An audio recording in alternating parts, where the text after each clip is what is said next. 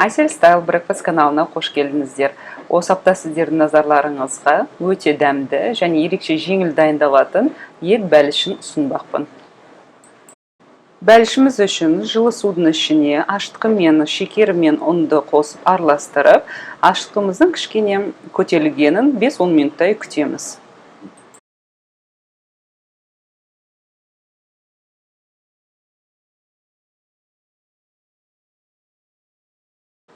Ашытқымыз көлемінде 2 есе көтерілгеннен кейін басқа да ингредиенттермен араластырамыз. Бұл үшін су мен жылы су қоспасын қосамыз. Сары май ертілген және суытылған, тұз және ең соңында ұнды енгіземіз. Өте маңызды мәселе ұнды жәймендеп және мұқият енгіземіз. Себебі мен көрсеткен мөлшерден сіздің ұныңыздың сапасына қарай көп немесе аз керек болып қалуы мүмкін. Қамырымыз басында өте қолға жабысқақ болып келеді, бұдан қорықпаймыз. Әрі қарай қолымызбен илеуді жалғастырамыз және бұл процеске ең аз дегенде 5 минуттан 15 минутке дейін бөлгеніңіз абзал.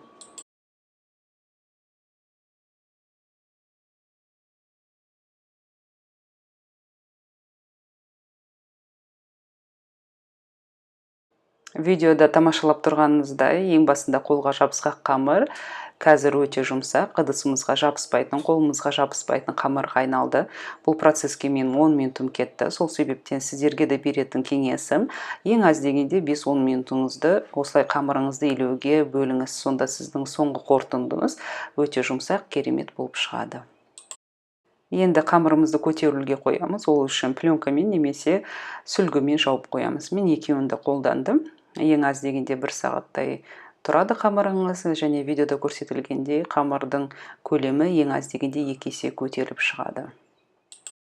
Жақсылап көтерілген қамырымызды илеп аламыз және қамырымызды жаю процесіне дайындаймыз.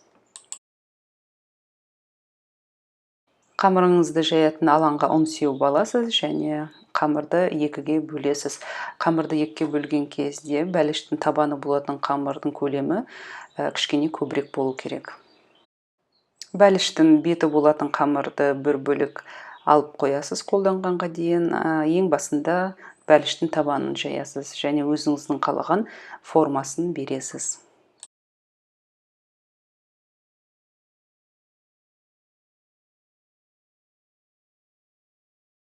Бәлішіміздің табаны дайын болғаннан кейін беткі бөлігіне де кірісеміз. Салындыны жайғастырмай тұрып, беткі бөлшегін жайып аламыз.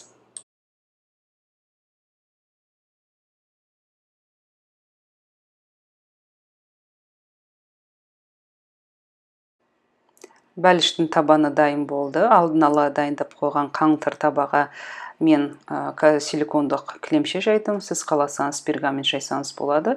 Осы жолы бәлішті мен етпен және картоппен жасап жатырмын.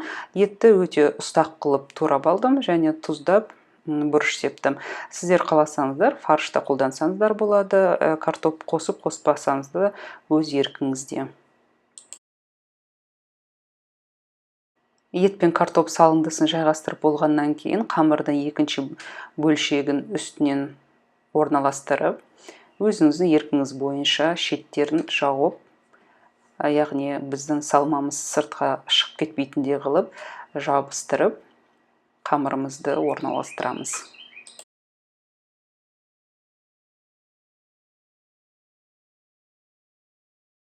Дайын болған бәлішті мен секілді бір 5-10 минутқа күткізіп қойсаңыз болады. Уақытыңыз болмаса, сол арада пешке салсаңыз да болады.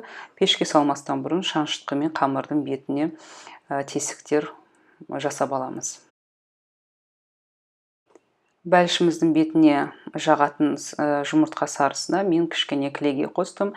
Кілегей жоқ болса, жай сүт қоссаңыз да болады. Сүт пен жұмыртқа сарысын араластырып, бәлішіміздің бүкіл жерін қамтитындай қылып, жұмыртқаның сарысын, қоспасын жағып шығасыз.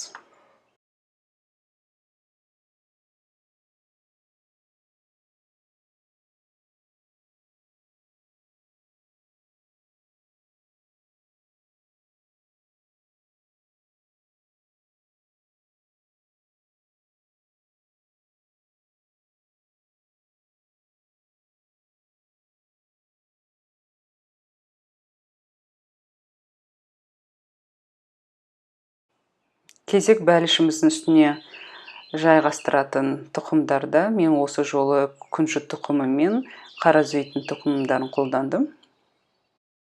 Бәлішімізді алдын ала 180 дәрежеге дейін ысытылған пешімізге қоямыз. Беті қызарғанға шейін пеште ұстаймыз. Орталама жарты сағаттай. Дайын болған бәлішіміздің бетін сүлгімен 5-10 минутқа жауып қоямыз. Бұл бәлішіміздің жұмсаруына жақсы әсерін тигізеді.